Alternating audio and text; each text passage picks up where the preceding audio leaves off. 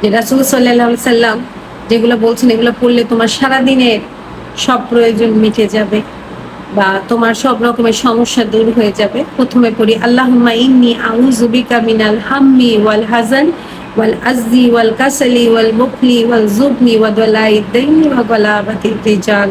এটা সবকিছু থেকে পানাহ দেয়। আপনার স্ট্রেস, আপনার কোনো ঋণ আছে, আপনার অ্যাংজাইটি আছে, আপনার ভীরুতা আছে, আপনি ভয় পাচ্ছেন, আপনার কোনো রকমের দারিদ্রতা আছে, এগুলো সবকিছু থেকে আসলে পানাহ দেয়। আর আরেকটা আমি নিজে পড়ি, যদিও এটা সকাল সন্ধ্যা পড়ার কথা বলা নেই, কিন্তু এটা হলো আমি নির্দিষ্টভাবে পড়ি। অনেক কিছু স্ট্রেস, এগুলোও স্ট্রেস স্ট্রেস অনেক কিছু নিয়ে পানাহা, কবরের আযাব অনেক কিছু থেকে পানাহার জন্য বলা আছে, কিন্তু মূলত যে আল্লাহ আমাকে যেন বার্ধক্য স্পর্শ না করতে পারে।